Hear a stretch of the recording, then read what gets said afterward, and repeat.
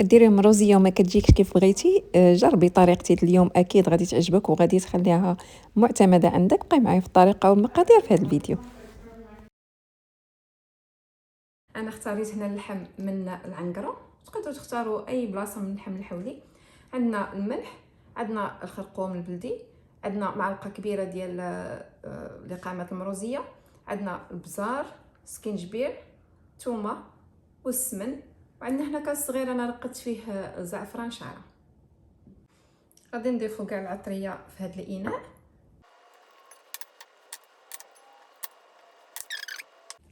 خلطوا هاد المكونات مزيان.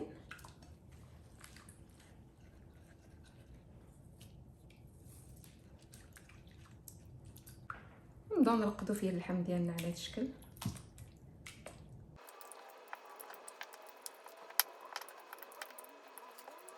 من بعد ما رقدنا اللحم ديالنا مزيان غادي نغطيوه ببلاستيك الغذائي وغادي ندخلوه للثلاجه ساعتين حتى يترقد لينا مزيان ويشرب هاد العطريه. عاد ندوزو نطيبوه. وفي الكوكوط غادي نضيفوا ليها اللحم اللي ديجا رقدناه ساعتين في العطريه ديالو، نحطوه في الكوكوط.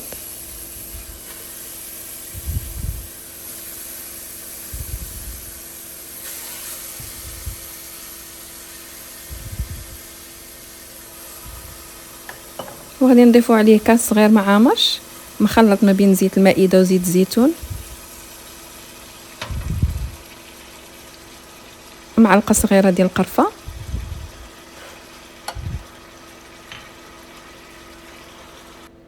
وغادي ناخذ واحد الكاس صغير ديال الماء، غادي نخويو في الاناء اللي كان فيه اللحم ونخلطوا هذيك العطريه اللي بقات لتحت ونزيدوها على الطنجره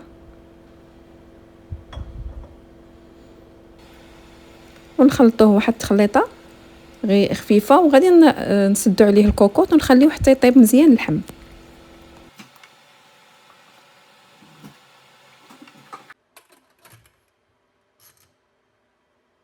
وهنا من بعد ما طاب اللحم كي كتشوفوا غادي نضيف عليه 200 غرام ديال الزبيب منقي ومغسول. انا خلطتهم هنا البيض والاحمر، ولكن نتوما تقدروا تختاروا غير واحد اللي بغيتو. غادي نضيفوا عليهم مازال 2 معالق كبار ديال العسل،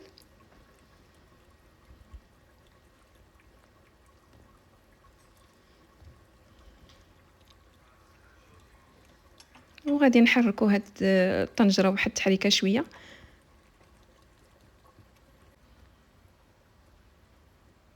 وغادي نسدوا عليه الكوكوط، ومن بعد ما يطيب لينا الزبيب غادي نحلوا الكوكوط وغادي نبقاو نقلبوا في اللحم مزيان مزيان حتى ينشف تماما بالماء باستمرار، نحركوه حتى ينشف لينا. وهذه هي المروزيه ديالنا كي كتجي تبارك الله. كي كتشوفوا اللحم كيجي محمر واخا غير في الكوكوط.